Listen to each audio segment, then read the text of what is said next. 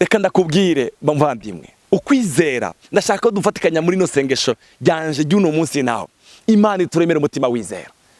Umwanditsi w'Eburayo yavuze ukwizera nukumenya rwose ivyizigirwa udakekeranya ngo ntibizo. Ikibazo dufise no gukeke, urasenga mugabo umutima wawe wamukekeranya. Mbega ibi bizaba, mbega ibi bizabigeraho, mbega ko ibi bizogenda gute? Ndagusavye ugira umutima wizera, ugire umutima wizera.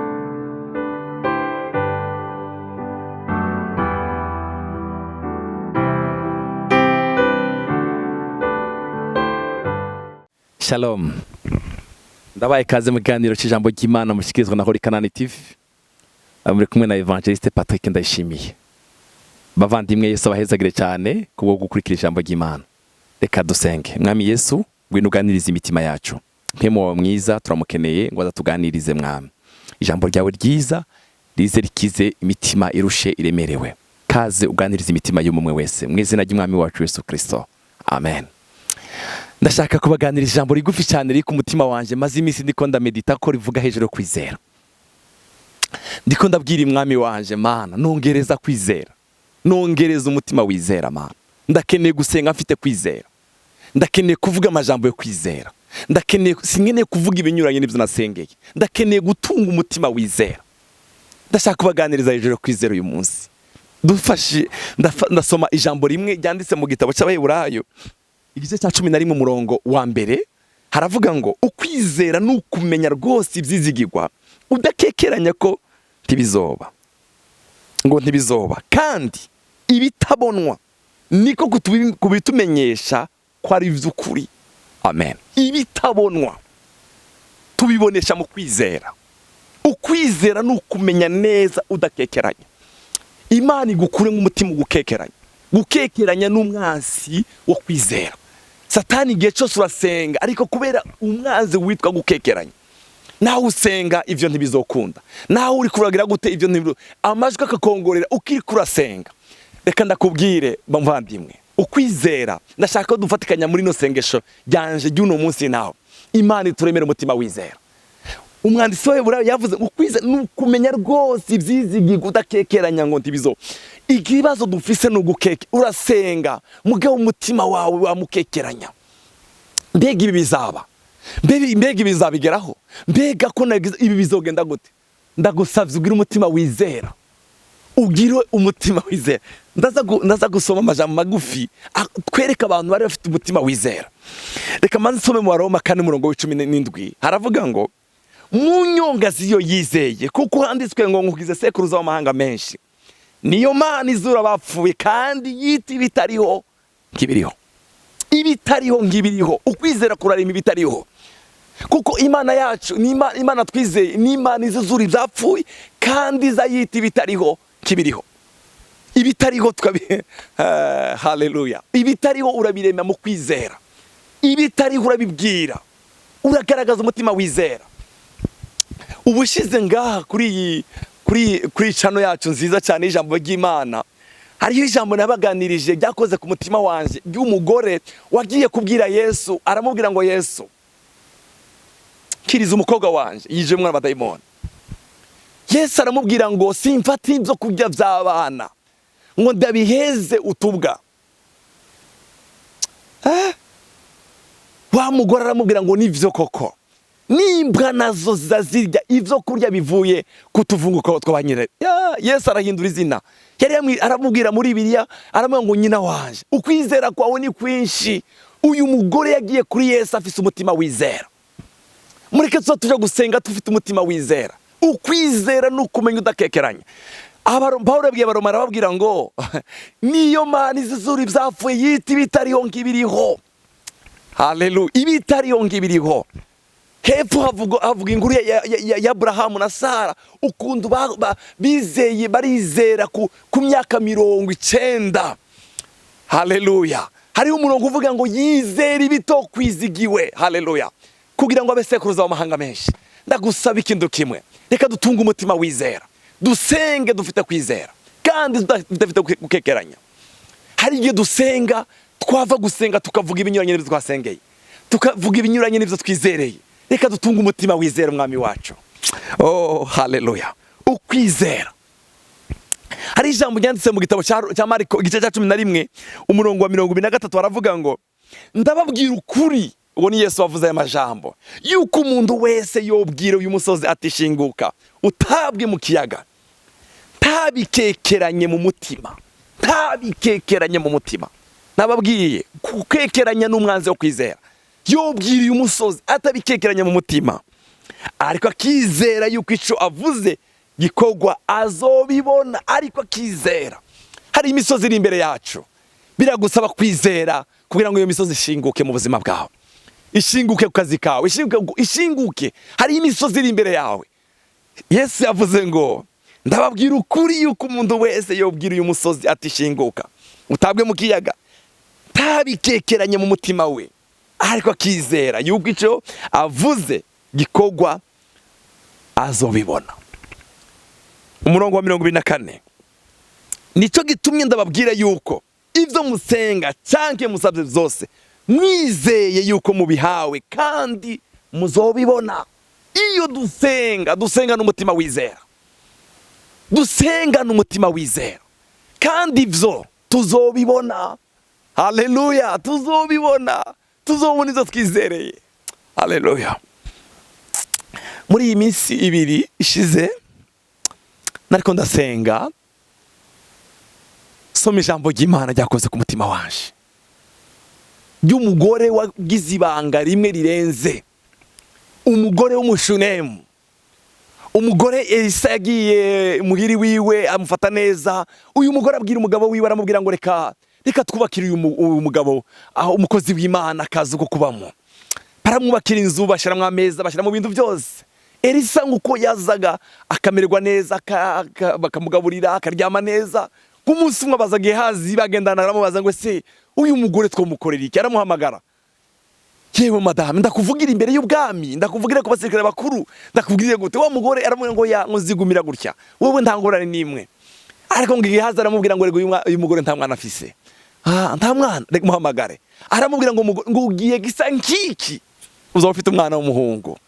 Aramubwira ngo ya ndashaje n'umugabo wanje arashaje. Aravuga ngo ya ivyo wewe kubw'ineza wakoze igiye gisa nkiki. Uyu mugore arasama inda, aravyara umwana w'umuhungu. Umuhungu ugize imyaka nk'imyaka 8, ngo yagiye kurabiseho, yariko aragenya umwana aragwara umutwe. Amaze kugwara umutwe amwohereza kuri nyina ngo aramukikira, aramurera. Uwo mwana ngo aracikana. Hari ibintu bikomeye uyu mama yakoze, byakoze ku mutima waje. Ikintu cya mbere, uyu mama ntabwo yigeze atwara uyu mwana muri cya cumba ciwe n'umugabo wiwe, yamutwaye mu cumba cya Elisa aho yavuye. Icya kabiri, ntiyigeze abwira umugabo wiwe ikibazo cyabaye mu rugo. Oya, hari igihe no jambo nagizemo ibintu byinshi. Hari igihe duhura n'ibibazo tukavuga amajambo menshi, tutariko turadresa neza ikibazo cyacu ku mwami wacu. Mureke ndababwire uyu mugore ibanga namubonanye. Abwira umugabo wiwe ngo mpeza ingamiya kubitiye hariya. Umugabo aramubwira ngo siko atari kumboneka yizuba y'ukwezi ugiye kugira gute? Aramubwira ngo ndaje. Aragenda. Elisa ngo amukimurangiza kure. Aribaza uriya si wa mugore. Abwira Gehazi, genda wirukwanga ubaza uriya mugore ngo mbega na mahoro. Reka dusome igitabo cy'Abami ba kabiri igice cya 4 umurongo wa 25. Nuko aragenda ajayo wa muntu w'Imana ari ku musozi Karumeli. Uwo muntu w'Imana amubonye akiri kure, abarira uwo muntu wiwe Gehazi ati, nguriye wa mugore w'umunyashunemu, enda irukanke muhure umubaze uti na amahoro, uragumye n'umugabo wawe n'umwana. Amubajije aramwishura ati na amahoro. Mu by'ukuri uyu mugore yaraza ahantu ajana ikibazo. Hari igihe tujana ibibazo byacu kuri ba Gehazi, tukabwira amakuru yacu ba Gehazi. Gehazi nta nakimwe gufasha. Gehazi yabajije umugore neza, wewe n'umugabo wawe n'umwana wawe na amahoro. Uyu mugore yamwishuye neza mwijwi rituje, na amahoro. Acarabandanye umurongo wa 27.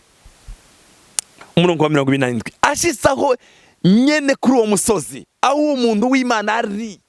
Mureke tuza tugenda neza twadresse ikibazo cyacu ku Mana. Nitumara tugira umutima wizera. Tugira umutima wizera. Amufata ku birenge. Gehazi aramwegera ngo amusunure. Ariko umuntu w'Imana aramubwira ati mureke. Kuko afise umubabaro mu mutima. Kandi uhoraho yampishije tiyabimbariye. Uyu muntu afite umubabaro mu mutima. Kuma verse y'umunsi yaramubwiye ngo nene aragusabye umwana. Sinakubuye ngo reka kumpenda. Wa mugabo aramubwira ngo okay, ntaco Gehazi ngo hano. Fata inkoni yanje ugende urambike kuri wa mwana. Genda mujane na Gehazi, aramubwira sinjana na Gehazi. Sinjana na Gehazi. Hari igihe twadressa ibibazo byacu kuri ba Gehazi. Ntaco Gehazi zo gufasha. Nta na kimwe Gehazi zo gufasha. Oh, hallelujah. Wa mugore abwira Elisa tujane, ngo tujane. Baragenda, bagahora na Gehazi mu nzira. Arabaza ni gute byagenze? Nta na kimwe umwana yahwereye. Kubera ni Gehazi nyine. Ariko Elisa arashika, yubarara kuri wa mwana araba muzima. Uyu mugore yagize gute? Yagize umutima wizera, yarashishikaye, yagize ibanga. Hari igihe duhura n'ikibazo twebwe. Ukagenda ubwira ba Gehazi impande zose. Ukabwira Gehazi uyu munsi, ejo ukarondera uwundi, ejo umva, genda ubwira ikibazo cyawe umwami wawe. Numara ubwira umutima wizera. Uwo musozi ngo ubwira ngo shinguruka. Uyu mugore nababwiye, Yesu yaramubwiye ngo nyina wanje ukwizera kwawe ni kwinshi. Haleluya. Mureke dutunga umutima wizera. Uyu mushine mu kazi. Ukwizera kwiwe niko kwazo uyu mwana. No guhora kutabwira n'umugabo we ntigeze namubwira. Umugabo yaza kubwira n'umugabo we kumubwira ngo reka nta kundi turondera baje guhamba duhamba umwana wacu. Ariko yarahoze. Gutunga umutima wizera. Oh, haleluya. Gusenga dufite kwizera. Wa munsi Yesu agiye gushaka gukiza wa mwana wa Yayiro. Abakwa Yayiro baraza biwabo baraturanye na Yayiro baraza baramubwira reka kugora umwigisha. Umwana wawe yacikanye. Ngo Yesu abwira Yayiro ngo ntushira amajambo yawe kuri bano bantu. Ariko wizere gusa. Ejo ndariko ndasoma igitabo kirangyohera cyane. Abantu bose Yesu kenshi yakijije. Ko ari ukwizera kwabo. Baratima yaramubwiye ukwizera kwawe. Haleluya. Ukwizera kwawe niko kuzotuma ya misozi iri imbere yawe ikugwaho. Ukwizera kwawe niko kuzotuma ivyo bintu bisa nibipfuye. Bisa n'urya mwana w'inani warufu. Ukwizera kwawe niko kuzozura ivyawe vyapfuye. Oh, haleluya. Ukwizera kwawe.